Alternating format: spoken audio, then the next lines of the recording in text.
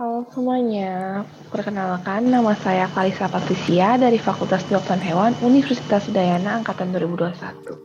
Aku dari kelas B dengan NIM K065. Salam kenal. Di kesempatan kali ini, aku mau jelasin mengenai morfologi dan struktur sel bakteri. Sebelumnya, bakteri itu adalah mikroorganisme bersel tunggal digolongkan ke dalam kingdom Monera. Ukuran bakteri itu kecil, jadi dia mikroskopis. Ukurannya itu sekitar 0,5 sampai 5 mikrometer. Dengan bakteri terkecil di dunia itu adalah Mycoplasma yang ukuran 0,1 mikrometer dan bakteri terbesar adalah Thio margarita yang ukurannya 750 mikrometer. Selain besar dan kecil, bakteri ini juga macam-macam bentukannya. Aku mulai dari bentuk yang bakteri yang paling pertama itu adalah kokus atau bulat. Bentuk sel kokus sendiri bervariasi. Ada sel bulat tunggal atau monokokus, contoh itu Chlamydia trachomatis, berpasangan atau diplococcus, contoh itu Neisseria gonorrhoeae, lalu tetracoccus, contoh itu Pediococcus cerevisiae, lalu ada sarkina, contohnya itu T. sarcina rosea, lalu ada yang berantai atau Streptococcus, contohnya Streptococcus mutans, dan dalam 4 atau dalam kelompok seperti buah anggur, atau disebut juga Staphylococcus, dan contohnya itu Staphylococcus aureus. Bentuk yang kedua itu ada bacillus atau batang, dan bervariasi juga bentuk ini. Yang pertama itu ada monobacillus, contoh itu Escherichia coli. Yang kedua itu ada diplobacillus, contoh itu Salmonella typhosa, dan yang ketiga adalah septobacillus, contoh itu Bacillus anthracis. Bentuk yang terakhir ada spirilia atau spiral, bervariasi juga. Ada yang bergelombang disebut juga spiral, contoh itu Thiospiralospis floridana. Terus ada Spiroseta, bentuknya seperti skrup, jadi banyak uliran gitu. Contoh itu Troponema, Borrelia, dan sebagainya. Dan ada Vibrio yang bentuknya seperti tanda koma. Contoh itu Vibrio cholerae. Sebagai tambahan, bakteri yang tumbuh dalam satu medium itu membentuk koloni. Nah, biasanya koloni bakteri ini bisa kita lihat pakai mata telanjang. Koloni bakteri dapat membentuk bulat, tak beraturan, dengan permukaan cembung, cekung atau datar, serta tepi koloni rata atau bergelombang dan sebagainya. Pada medium agar miring, penampakan koloni bakteri ada yang serupa benang atau filamen, menyebar, serupa akar, dan sebagainya.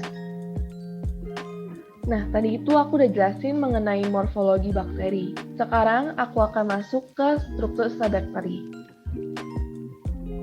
Struktur sel bakteri sendiri terdiri atas dinding sel dan kapsul, flagel, ribosom, nukleoid, plasmid, sitoplasma, pili atau fibria. Dinding sel. Dinding sel bakteri tersusunan peptidoglykan terbentuk dari protein dan karbohidrat yang berfungsi sebagai pelindung dan pembentuk tubuh. Dari dinding sel sendiri ini aja udah terbagi lagi nih bakteri menjadi dua, yaitu bakteri gram positif dan gram negatif. Bakteri gram positif ini dinding selnya mengandung peptidoglykan yang tebal. Nah, dia itu dilengkapi sama kapsul yang terdiri atas polisakarida dan air. Contohnya itu Clostridium dan Staphylococcus. Lalu bakteri gram negatif itu dinding sel itu mengandung peptidoglykan dan lapisan lipopolisakarida atau LPS. Lipopolisakarida itu biasa juga disebut sama lapisan lemak. Jadi LPS itu merupakan kapsulnya. Kapsul bakteri gram negatif ini bersifat patogen karena mengandung racun endotoksin. Sebagai gambaran kenapa dia patogen, karena misalnya di dalam tubuh kita ini ada bakteri-bakteri yang merugikan. Nah, bakteri merugikan ini kita ingin bunuh dengan antibiotik. Tapi karena ada lapisan LPS ini, antibiotik itu susah untuk masuk dan untuk membunuh si bakteri ini. Jadi bakteri tetap ada dan ya bersifat patogen. Dan contoh dari bakteri gram negatif ini adalah Rhizobium sama Nitrosomonas. Karena aku udah bahas tentang gram negatif dan positif, itu gimana sih cara bedain bakteri gram positif sama negatif? Jadi untuk membedakannya itu menggunakan teknik pewarnaan atau biasa disebut juga sama gram staining. Jadi pertama-tama itu bakteri diberi sama warna kristal violet atau warna ungu. Dan pada gram positif itu warna terserap karena peptidoglikan tidak terlindungi lapisan lain. Dan pada gram negatif warnanya tidak terserap karena peptidoglikannya terlindungi LPS. Jadi pada dasarnya gram positif itu akan berwarna ungu atau biru. Sedangkan gram negatif belum nempel nih, belum terserap warna dari kristal violetnya, jadi dia tidak terserap warna ungu atau birunya.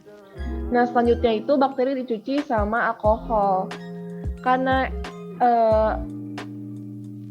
gram negatif itu dia mempunyai lapisan LPS dan disiram oleh alkohol, dia itu lapisannya akan larut karena dia terbuat dari lemak. Sedangkan yang positif itu nggak larut, nggak terjadi apa-apa, nggak ada perubahan warna karena dia nggak punya lapisan LPS. Setelah dikasih alkohol, akan diberi lagi nih sama pewarna safranin, larutan safranin, yaitu yang warnanya merah. Nah, karena lapisan LPS-nya udah larut, warna safranin ini terserap oleh bakteri gram negatif. Jadi pada dasarnya bakteri gram negatif akan berwarna merah dari warna safranin, sedangkan gram positif tidak terserap lagi warnanya karena udah terserap sama warna kristal violet. Jadi intinya warna bakteri gram positif itu warna biru atau ungu, sedangkan bakteri gram negatif itu berwarna merah. Lalu selanjutnya saya akan menjelaskan mengenai kapsul. Kapsul bakteri ini disebut sebagai endospor bakteri, yaitu merupakan lapisan terluar bakteri yang tersusun atas karbohidrat, protein, lemak, atau lendir. Kapsul ini terbentuk saat fase dorman atau fase inaktif saja. Jadi waktu keadaan yang sudah stabil, kapsulnya akan pecah agar bakteri dapat bereproduksi kembali. Kapsul ini juga mengandung polisakarida yang kuat, makanya bakteri mampu berlindung dari keadaan ekstrim dan dari benda-benda asing gitu. Fungsi lainnya itu sebagai alat untuk melekatkan diri pada substrat atau sel bakteri lain dan menghindar bakteri dari kekeringan. Lalu ada membran plasma. Membran plasma itu terletak di dalam dinding sel. Jadi urutannya itu dari luar ke dalam ada kapsul, dinding sel, dan baru membran plasma. Lapisan ini mengandung fosfolipid dan protein. Fungsi ini sebagai pembungkus bagian dalam bakteri, pembatas cairan sel dan dinding sel, dan sebagai pengatur masuk keluarnya molekul dalam sel. Sifatnya pun dinamis, jadi dia mengikuti kondisi lingkungan. Lalu ada ribosom. Bentuknya itu bulat, fungsinya sebagai unit sintesis protein dari hasil penerjemahan kode genetik. Lalu ada nukleoid. Nukleoid itu materi genetik DNA dan RNA bakteri yang tidak tergulung atau sirkuler tanpa ujung yang bertindak sebagai inti sel yang mengatur kegiatan internal sel. Lalu ada plasmid. Plasmid itu materi genetik tambahan selain nukleoid, disebut juga DNA ekstrakromosal. Ukurannya pendek dan bentuknya sirkular. Dalam satu sel bakteri bisa ditemukan lebih dari satu plasmid dan ukurannya itu bervariasi. Fungsinya sebagai resistensi terhadap antibiotik, alat reproduksi, dan sebagai gen pembantu untuk bertahan hidup. Contohnya itu membentuk kapsul. Ada sitoplasma. Sitoplasma itu cairan transparan yang mengandung air, protein, karbohidrat, lemak, enzim, dan garam mineral. Fungsinya itu sebagai tempat metabolisme sel bakteri seperti respirasi dan sintesis protein. Selanjutnya, susunan selanjutnya itu ada flagel. Flagel atau biasa disebut bulu cambuk merupakan struktur berupa mikrotubulus yang menonjol dari dinding sel. Flagel ini biasanya berfungsi sebagai alat gerak bakteri. Klasifikasinya itu bisa dibedakan banyak dikitnya flagel atau ada tidaknya flagel. Jadi yang pertama itu ada atrik, bakteri atrik atau bakteri tanpa flagel. Pergerakan itu dengan cara gliding karena dia nggak punya flagel, jadi dia meluncur dengan lendir dalam bentuk kapsul. Contoh itu cyanobacteria. Lalu yang kedua itu ada monotrik. Monotrik itu adalah bakteri yang terdiri atas satu bulu cambuk atau satu flagel aja di satu sisi. Contoh itu Pseudomonas aerogomosa. Lalu ada Lophotrix. Lophotrix itu terdiri atas banyak bulu cambuk, banyak flagel di satu sisi.